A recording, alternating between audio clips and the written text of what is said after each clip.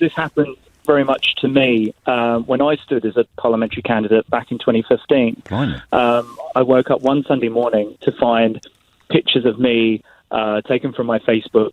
I think it was 7-8 years before, where I'd been out with some friends and been messing around, and photos of me with my head in my friends' bosoms were on the newspaper, and then circulated on the internet and are still on the internet today.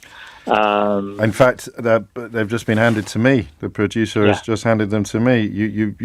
Yeah, crikey. Well, I tell you what, you always hope to get calls from people who are qualified to comment on the story under discussion, but I'm not going to lie to you, Liam, I wasn't expecting to get one today quite like this. Now, for people who haven't seen the photographs, and the young lady involved appears to be enjoying the joke as much as you are, and this came off your own Facebook page, which suggests that you hadn't seen it yourself as something to be furtive, embarrassed, or indeed ashamed of. Oh, do you know what? I think because I'd forgotten about it, because it was two friends messing around. I'm a gay guy. I was waiting for you to say that. I was trying to calculate whether or not I should, if you didn't, but then I wanted. But anyway, we don't need to worry about that. So clearly there is no sexual threat involved, and the woman involved would know that. And this is the big thing. And I think if there is a sexual context to it, and then that gives it a different dimension. For myself, it was two friends messing around, and I'd forgotten about the photo, if I'm very honest. Oh, just talk us quickly through the feeling initially when you saw what was happening unfolding in front of you.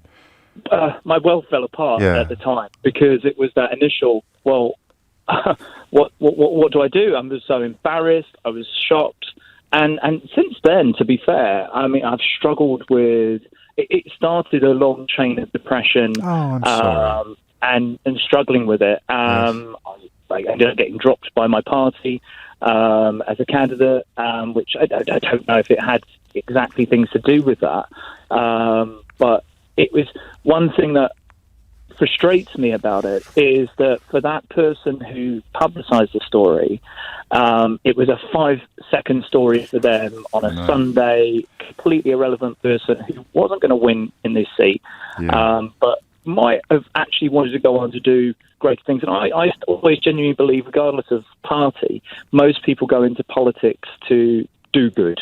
Do you still believe that, do you? We're not going to be partisan today, but looking at the current... all right, no, let's park there. We'll have that conversation another day, Liam, all right? Exactly. Most people, I think. All right, okay. And back in the day, anyway, about at least 5 years ago. But and I think, for me, it just... do you know what? It had a huge impact on my life. And I can see why. I don't think... Sometimes in this business, we forget... When we're talking about famous people, we forget that they're real, you know. We forget that they're sons and fathers and brothers and partners. But for non-famous people, it's probably even easier sometimes to dial down the reality of your humanity and just see you as a story for tomorrow, you know? That's exactly how I felt. And I mean, I've had therapy from it and then a number of other things.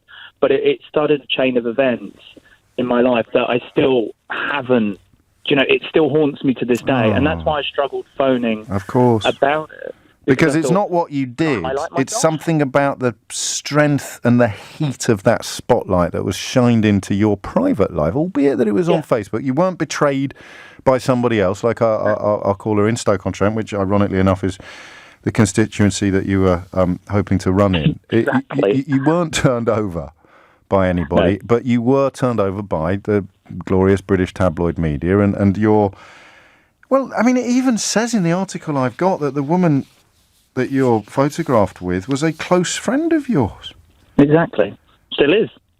And that says it all, doesn't it? That says it all. Over a decade later, still friends. But it just didn't matter. It was hijinks. It was just messing around. And I suspect, you know, if Facebook, Instagram, whatever, been around for the last 50 years, we've been an awful lot more politicians would have suffered the same fate. Well, and they've done much, much, much worse than you, I imagine. Yeah. And for the record, I think that what this newly elected MP has done in 13 years ago is much worse than what you did 7 or 8 years ago. Are you in a better place now? You've moved me, Liam, actually, because we all need to be reminded that there are real people behind every story.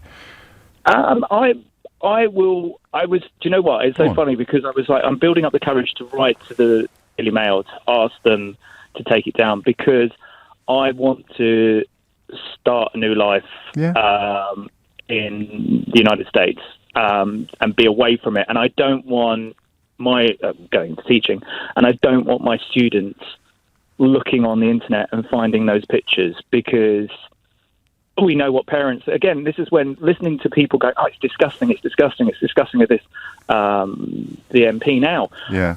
It's not right. But again, lots of people have done stupid things. But 13 years ago, it's not disgusting in the sense of he should resign now. It's all about whether you've hurt or even offended someone, isn't it? And you clearly didn't from the coverage that I'm looking at now, from hearing your voice and the bigger picture. We don't know for certain whether or not Mr. Grundy hurt or offended anybody, but it doesn't look like he did, and no one's come forward to say that they were hurt or offended. There'd be nothing stopping them from doing so. I really feel for you. Will you let me know how you get on with the Mail? Yeah, most certainly. I will. I definitely, 100%. I don't know what the sort of modus operandi is for that sort of thing. If I can be of any, this won't endear me any further to people on the other side of politics to you, but I have friends that work there, and if I can just give them a nudge, I will do, because I'll send them a recording of this just if you want, by way of illustration. It might not come to anything, but I think you put forward such a powerful case for being allowed to move on from something, and the internet in many ways doesn't let us, does it? No, and this is what worries me, is that it's one of those things, you can make a mistake and be stupid how many years ago, and then it still comes back to haunt you. I mean, otherwise, what's the point of ever saying, let's have rehabilitate criminals, for example? Because if they've made a mistake once in their life, well, apparently they should always pay for it. Hang on, I thought you were a conservative. What's happened? I'm a very left-wing conservative. They're the best kind. I'm a Democrat. I'm a Democrat. So yeah. I hear it. I hear it. If I was your friend, and I'm sure that your friends have done this, I would tell you that it's not that big a deal. But when you point out that all they'd have to do if you were to launch a new career as a teacher, all they'd have to do is Google Sir's name, and then lo and behold, there it is, and you just don't want that thing there. Which has happened when I started a new job a few years ago, and they went, we've seen you already. Oh boy. But you didn't lose your job or anything like that? No, they didn't care. But it still adds unnecessarily to your burdens, doesn't it? I'm in a bit of a tricky situation now, because you've told us a very poignant story, and I hope we've provided you with some warmth and support. And I mean what I say about passing on, if I can, any influence at all that I might have at that particular newspaper. I'd be more than happy to do so. But a lot of people are saying that I should give you a Ray Liotta because your qualifications for contributing to this programme are so immense. But I shall let you decide whether or not you want to receive the highest accolade this programme can bestow, or whether you, as I suspect, whether or not the subject matter is perhaps a little bit too sensitive for such fun and frolics. You know what? The thing is, you've still got to get on with life, and you've still got to and smile and try and, get through it. I mean, people go through a lot worse. They do, but that doesn't matter, I don't think. I always think of Christina Onassis when I was young, and I read about her suicide, and I thought, but she's the richest woman in the world. How can she have committed? But as you get older, you realise it doesn't matter, does it? What your life might look like from the outside. It's all about what's on the inside and what it does to you. So I shall give you one with great affection and support, Liam. All right, and this is, for people who don't know what I'm talking about, this is an accolade we reserve for people whose qualifications for contributing to a conversation on the programme are almost too good to be true, if you see what I mean. It's almost as if you can't quite believe they've rung in. Liam, look after yourself, and I mean what I say. Give your details to Ava afterwards. Make sure you've got a point of contact with us if there is anything we can do. Meanwhile, this. I'm Ray Liotta, and you're listening to James O'Brien on LBC. If you build it, they will come.